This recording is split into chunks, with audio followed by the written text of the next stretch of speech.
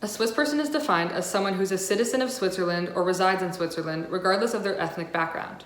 A Swiss person can also be someone who doesn't reside in Switzerland, but self-identifies as having Swiss ancestry.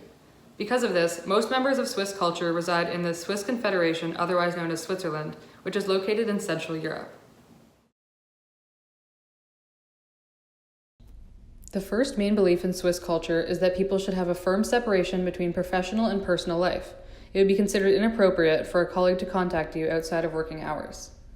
Next is religious beliefs. Religious freedom is a guaranteed right in Switzerland.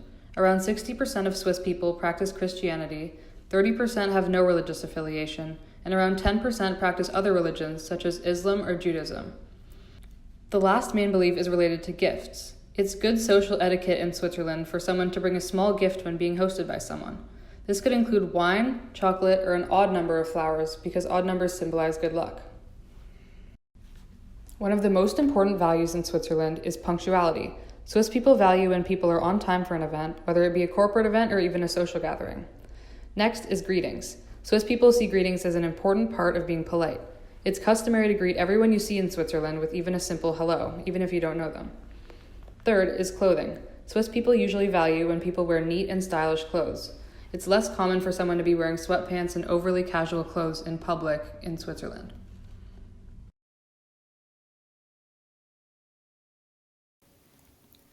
The four national languages of Switzerland, German, French, Italian, and Romansh, are commonly spoken among members of Swiss culture. The first of these languages is Swiss German, nicknamed Schweizerdeutsch by Swiss people. It's spoken by about 60% of the country in northern, central, and eastern Switzerland. Swiss German has ancient German dialects that are not used in the traditional German language, so German people may have a hard time understanding the language. However, all forms of written communication in Switzerland are still in standard German, like books and newspapers, and Swiss people are taught in grade school how to speak standard German so that they can communicate with other German speakers. The next language is French, which is spoken by about 20% of Switzerland, mostly in the western parts of the country. Swiss French is mainly the same as the French spoken in France, with only slight differences in vocabulary and expressions. Swiss Italian is spoken by about 8% of Switzerland, mainly in the southern parts of the country. Swiss Italian is also very similar to Standard Italian, but it has slight differences due to its borrowed German and French words. For example, the Italian word for driver's license is patente, but Swiss Italians call it a licenza di condurre, which is a direct translation of the French word permis de conduire. The last official language of Switzerland is Romansh, which is only spoken by about 37,000 people in the country. It's mostly spoken in the canton of Grisons, a remote mountainous region in southeastern Switzerland. According to BBC, this language originated in 15 BC, when the Latin spoken by the Romans was influenced by the Rhaetian language spoken by the native people of Switzerland.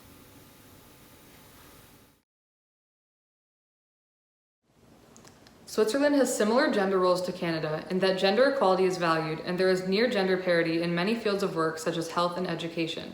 That being said, other fields such as finance and STEM-related careers are still dominated by men. And overall, there's still a gender pay gap. Women earn less money than men across all fields of work. Historically, women have faced multiple barriers due to their gender. For example, they could not open a bank account without their husband's permission until 1985. Until the late 1900s, traditional gender role divisions could also be seen in Swiss culture. For example, according to Expatica, women would stop paid employment when they married in order to devote themselves to housekeeping. Swiss men were then expected to be able to financially support their wives. Despite patriarchal gender roles in history, Switzerland has had multiple developments in recent years to contribute to gender equality. For example, a law was implemented in 2020 to ensure paid paternity leave. And in the 2021 Global Gender Gap Report, Switzerland was even in the top 10 countries with the smallest gender gap score.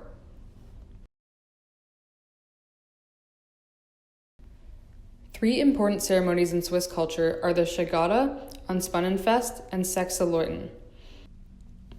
The Schegada tradition happens in February between Candlemas and Shrove Tuesday. Carnival figures called Schegada will scare everyone who is still out in the evening after it gets dark.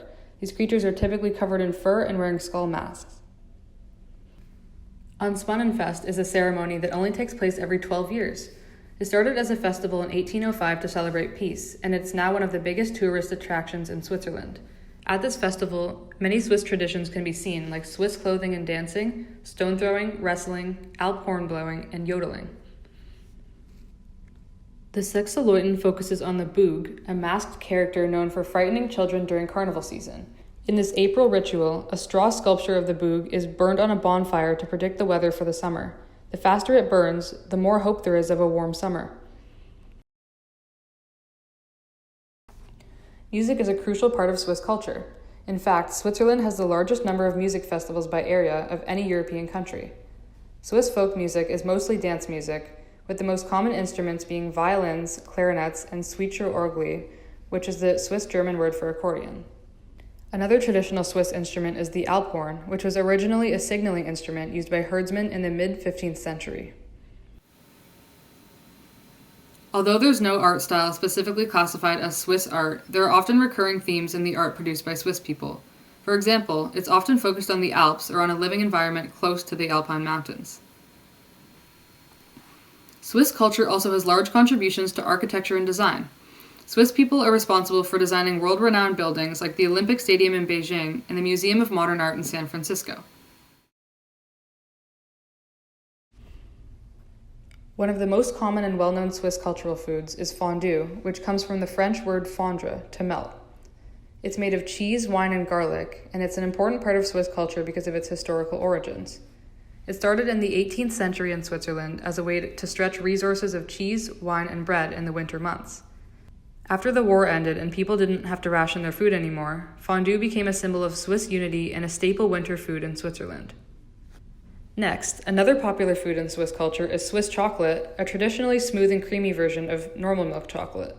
Swiss chocolate is mainly different from other milk chocolate because it contains more milk, higher levels of sugar, and a lower cocoa content. More specifically, it's made using a dense form of milk called alpine milk. This milk is produced by cows that live at a high altitude in the Alps. Another popular Swiss dish is Alpermagronen, which is made from pasta and potatoes coated in a creamy cheese sauce. It's often topped with caramelized onions and served with a side of applesauce. The word Alpermagronen translates to alpine macaroni, which comes from the German word Alpermakaronen.